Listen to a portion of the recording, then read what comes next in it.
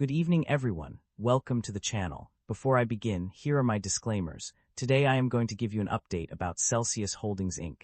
Annual Report. Celsius Holdings Inc. offers a diverse range of products and services that cater to the needs of consumers seeking functional energy drinks. The company's portfolio includes various lines of products such as Celsius, Celsius Originals and Vibe, Celsius Essentials, Celsius On-the-Go Powder, and Celsius Hydration. These products are available in different forms, including carbonated and non-carbonated drinks, powders, and ready-to-drink beverages. The company's product lines cater to various consumer preferences, offering a range of flavors and formulations that meet the needs of individuals with different lifestyles and dietary requirements. In terms of distribution channels, Celsius Holdings, Inc. has established partnerships with various retailers and distributors across multiple platforms. These include direct-to-store delivery, independent distributors, supermarkets, convenience stores, drugstores, nutritional stores, food service providers, mass merchants, natural food stores, fitness centers, mass market retailers, vitamin specialty stores, club stores, gyms, and e-commerce platforms.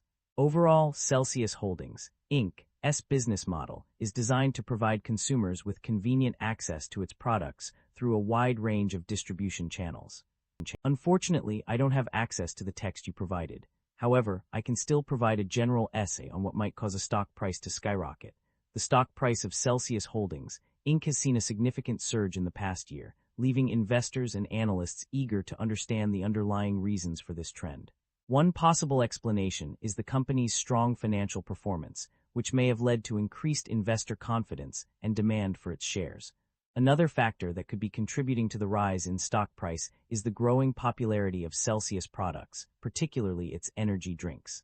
As more consumers become aware of the brand and its offerings, sales are likely to increase, driving up revenue and profitability. This, in turn, can lead to higher stock prices as investors anticipate continued growth. Additionally, the company's expansion into new markets and distribution channels may also be contributing to its success. By increasing its presence in various regions and retail outlets, Celsius is able to reach a wider audience and tap into new customer bases, further driving sales and revenue growth. Furthermore, the company's commitment to innovation and product development may also be playing a role in its stock price surge. As Celsius continues to introduce new products and flavors, it is likely to attract more customers and increase brand loyalty, leading to sustained growth and higher stock prices. In conclusion, the combination of strong financial performance, growing popularity of its products, expansion into new markets, and commitment to innovation are all potential factors contributing to the surge in Celsius Holdings, Inc.'s stock price over the past year. Celsius Holdings, Inc. maintains a market capitalization of $12 billion, broadly in line with the industry peer group. Celsius Holdings, Inc. trades at a higher price-to-earnings ratio of 380 times and a higher price-to-book ratio of 9.91 times relative within the industry. This makes the stock appear much more overvalued compared to its peers. However, the broader industry is also trading at elevated valuation levels, suggesting sector-wide optimism rather than company-specific overvalue. Investor should evaluate if the stock is worth its premium price. The company maintains a moderate leverage profile, with liabilities making up 31% of total assets, suggesting a balanced approach between risk management and capital efficiency. Liabilities have increased, while assets and equity have failed to keep pace or declined.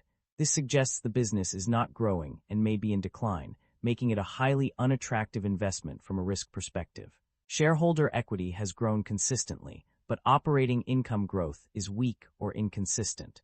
Equity expansion may be driven by financing activities rather than core business profitability. The share count has increased over the past 5 years, while revenue has continued to grow. This suggests the business may rely on shareholder dilution to fund expansion. Investors should closely monitor whether growth can eventually be sustained without dilution. The income statement shows that the company have been growing its revenue annually, but the operating income have not been increasing. This shows that the business is under pressure with rising cost. The primary drivers of revenue growth or decline for a company can be attributed to several key factors. On the growth side, expanding product portfolios through new brands and lines, increasing distribution channels, and strategic partnerships with distributors are major contributors. Acquisitions and expansion into international markets also play significant roles in driving revenue growth.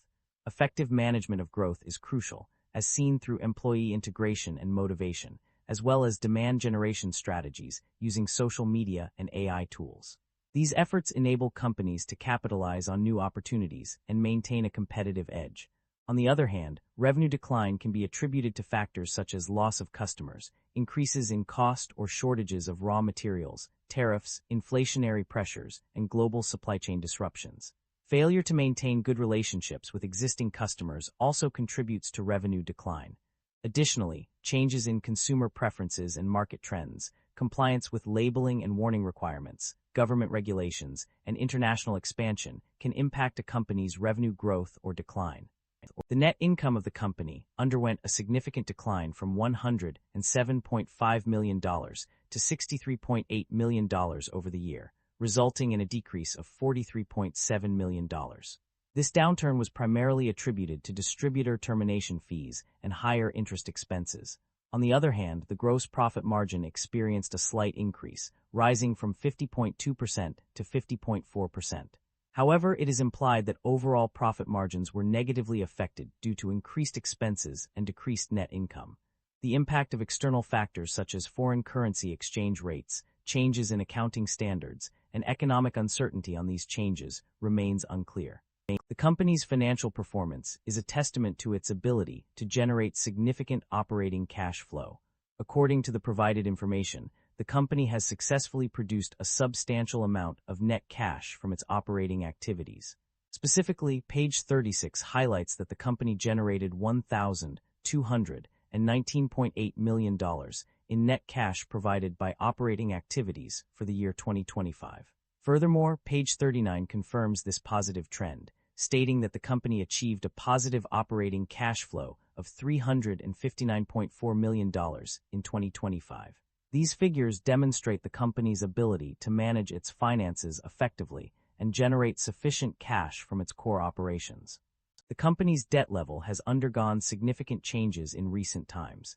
The acquisition of Alani Nu and Rockstar led to an initial increase in debt, which was further exacerbated by subsequent acquisitions. This trend is evident on pages 9, 21, 38, and 39, where it is mentioned that the debt level has increased significantly due to these transactions. In terms of interest expenses, there are indications that they may have changed as well. On page 9, it is noted that ongoing interest expenses will be incurred related to intangible assets acquired through the Alani Nu and Rockstar acquisitions. Additionally, on page 38, it is mentioned that interest expenses have increased significantly by $49 million due to new debt.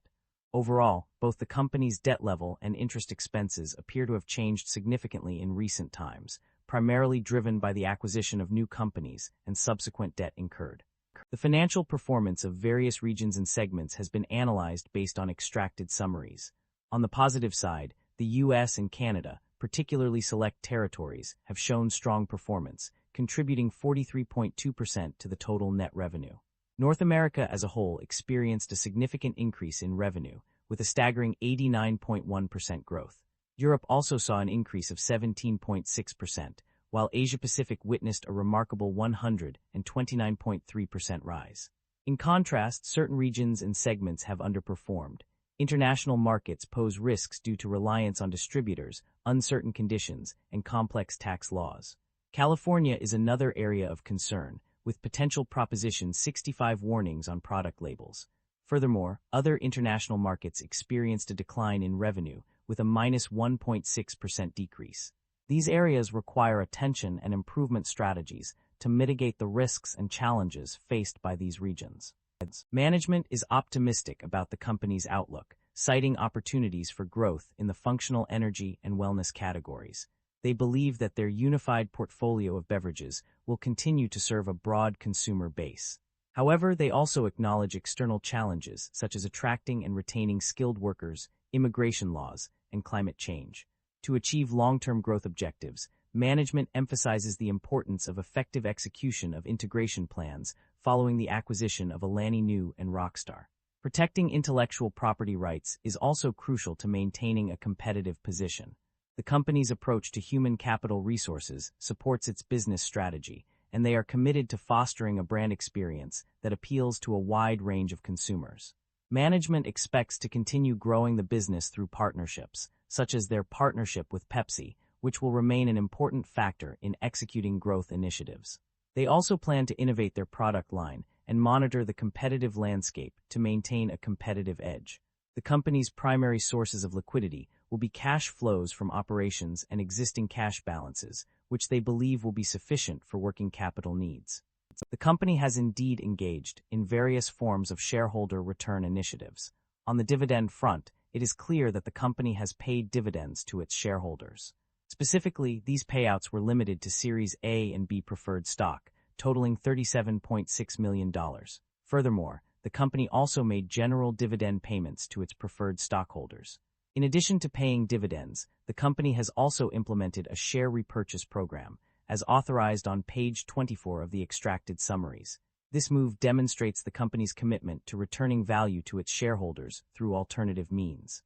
The authorization of this program was reaffirmed on page 39, underscoring the company's dedication to shareholder return initiatives.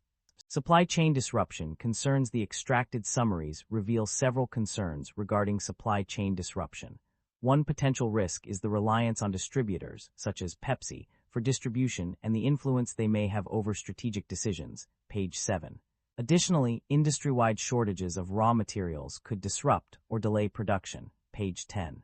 Other possible causes of supply chain disruption include changes in export and import regulations, economic sanctions, tariffs, retaliatory actions by other countries, failure to comply with applicable laws, and actions taken with respect to new or increased tariffs or trade relations between the U.S. and other countries, page 13. Strikes or work stoppages can also cause business to suffer, impair manufacturing and distribution of products, interrupt product supply, or lead to loss of sales, page 21. Furthermore, fluctuations in Pepsi's inventory management strategies have had and may continue to have the potential to reduce order volumes, page 34, while increased exposure to changes in Pepsi's operational or strategic decisions can impact the supply chain, page 35. These concerns highlight the need for careful planning and management of supply chains to mitigate these risks. That concludes the financial summary for Celsius Holdings, Inc.